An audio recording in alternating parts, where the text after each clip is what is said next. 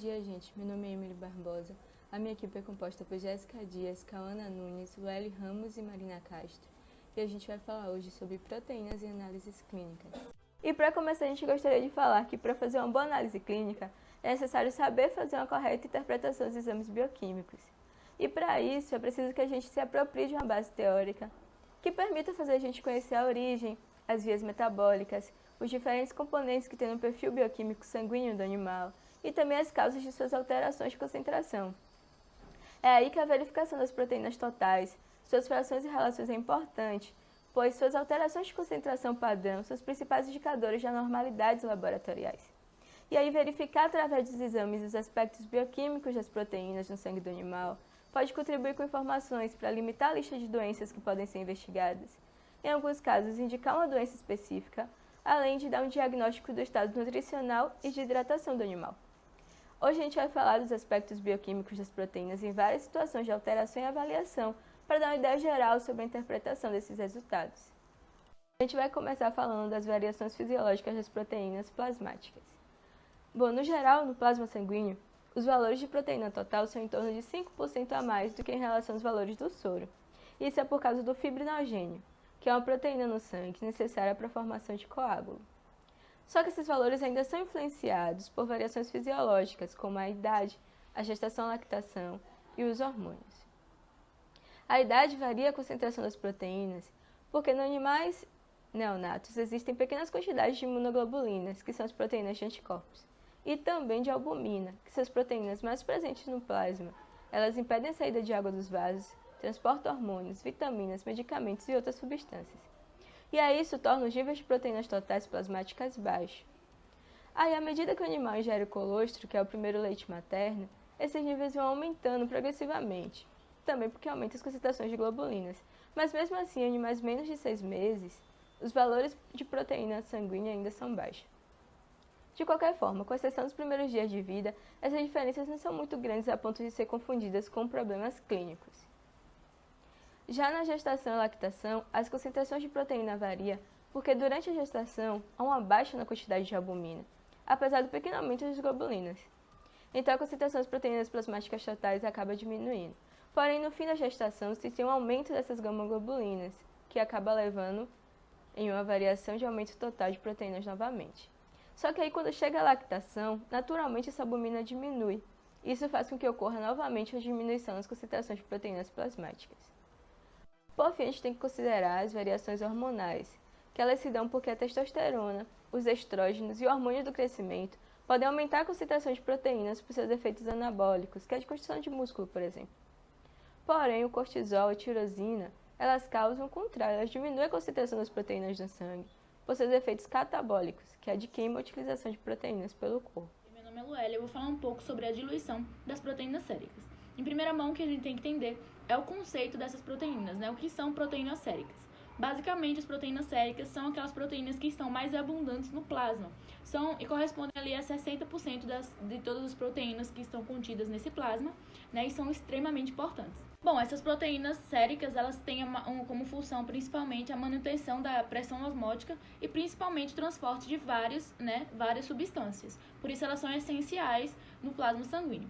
E a diluição dessas proteínas ocorre principalmente com a insuficiência cardíaca e também a hipertensão portal, né? Bom, gente, o que vai acontecer é que essas patologias vão trazer, né, um aumento na retenção de água desses meios e, consequentemente, um aumento na pressão hidroestática desses meios, o que vai levar, né, à diminuição de proteínas totais e com hipoalbuminemia moderada. Hipoalbuminemia é a diminuição de uma proteína extremamente importante no sangue, que é a albumina. Além da diluição que é causada por essas patologias, outros mecanismos vão diminuir, né, vão causar a queda de proteínas, que são eles também a perda de fluido acítico, que é aquele fluido que vai lubrificar a cavidade abdominal, a ingesta, né, a má ingesta de alimentos, também vai causar a queda de proteínas. Além desses, né, a absorção ou a síntese reduzida de proteínas hepáticas também vai causar queda de proteínas, né, no organismo, e também uma síndrome chamada de síndrome da má absorção, que é quando o animal não consegue absorver certos nutrientes. Bom, gente, o que eu vou falar agora é sobre a hipoproteinemia por diminuição de globulinas. Em primeira mão, o que a gente tem que entender é sobre a importância das globulinas no organismo animal. Essas proteínas são proteínas que não são muito solúveis em água, né? Algumas podem até ser solúveis em água, mas a sua maioria são solúveis em soluções salinas, ácidas ou básicas, né, diluídas. Bom, a sua importância, né, eles são indicadores principalmente de infecções ou processos inflamatórios e são proteínas que estão ligadas, né, ao sistema imune. Essa diminuição, né, ela é causada principalmente por problemas de imunodeficiência, causados principalmente pela má ou a não ingestão de colostro, que é aquele primeiro leite, quando o filhote nasce, ele deve ingerir aquele leite e ele não consegue ou faz a ingestão de forma inadequada e, consequentemente, vai diminuir as gama-globulinas. As gama-globulinas são aquelas globulinas que possuem vários anticorpos. Então, a diminuição delas é extremamente prejudicial à vida desse animal. E esse animal ele vai estar mais suscetível, né? É mais fácil para ele pegar doenças infecciosas e inflamatórias, né? E também processos e problemas parasitários. Hoje, gente, eu vou falar sobre a hiperproteinemia, que é o aumento das proteínas totais no sangue, e ela pode acontecer por causa do aumento da albumina ou pelo aumento da globulina. A albumina é uma proteína sintetizada lá no fígado e ela é importante porque é uma proteína transportadora e participa do transporte de ácidos graxos livres, ácidos biliares, bilirrubina, cálcio, hormônios e alguns medicamentos. Além disso, ela também responde por 80% da pressão osmótica do sangue. O aumento da albumina é mais frequente em casos de desidratação, mas também pode acontecer pelo uso de drogas. Já as globulinas, elas são proteínas que englobam diversos tipos de moléculas de anticorpos e de outras proteínas que atuam no sistema imune, fatores de coagulação, enzimas e proteínas transportadoras de lipídios, vitaminas, hormônio, hemoglobina extracelular e íons metálicos, como o ferro e o cobre. Quando acontece o aumento da globulina, também há processos inflamatórios e infecciosos, como na erliquiose, na leishmaniose, nas doenças imunomediadas e nas leucocitoses em geral. As globulinas também podem ser divididas em 3 grandes grupos, alfa, beta e gama globulinas, e podem ser avaliadas através do exame de eletroforese de proteínas, que vai ser apresentado mais adiante. Agora eu vou falar um pouco sobre a hipoproteinemia por baixa de albumina. E suas causas elas podem ser divididas em 3 processos: na síntese, na perda e na diluição. Na problemas de síntese de absorção, nós temos a insuficiência hepática, a falha de absorção intestinal e a malnutrição proteica. Nas perdas excessivas de albumina, nós temos as síndromes nefróticas e as hemorragias e lesões por queimaduras ou traumatismos. E na diluição de proteínas séricas, ela ocorre na insuficiência cardíaca congestiva ou na hipertensão portal. E nessas patologias, há retenção de água, que produz um aumento na pressão hidrostática e uma diminuição relativa das proteínas com hipoalbuminemia moderada. Eletroforese de proteínas. A eletroforese é uma técnica que é utilizada para obter a separação de diferentes proteínas sob a ação de um campo elétrico. As proteínas são carregadas negativamente. Por isso, quando utilizado um campo elétrico sobre elas migram em diferentes velocidades para o polo positivo, obtendo assim a separação em frações. As proteínas na eletroforese são reveladas com a ajuda de alguns corantes. Esses são o negro de amilho, o azul de comace ou o azul de brofenol. As frações proteicas aparecem como bandas com variáveis densidades de cores, podendo ser classificadas por um densitômetro. Os resultados são mostrados na proteinograma ou na imagem das distintas frações proteicas. Geralmente são diferenciadas 5 frações proteicas na eletroforese.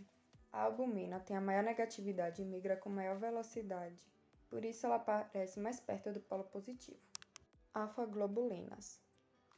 As frações alfas são integradas por 2 proteínas, as de fase aguda e as lipoproteínas. As de fase aguda são divididas em 2 tipos.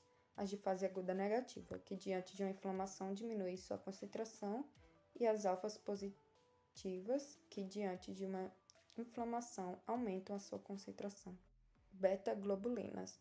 Nesta fração, as proteínas que se destacam são as proteínas de função imunológica e também aquelas que podem produzir interferências ou artefatos. Gama-globulinas. Estas frações estão integradas pelas imunoglobulinas. As imunoglobulinas estão divididas entre as frações beta e as frações gama. Como falado antes, os resultados podem ser apresentados na proteinograma, que é esse gráfico onde se apresentam as frações proteicas. Porém, o número e o nome dos picos pode variar de acordo com diferentes laboratórios, inclusive na mesma espécie animal.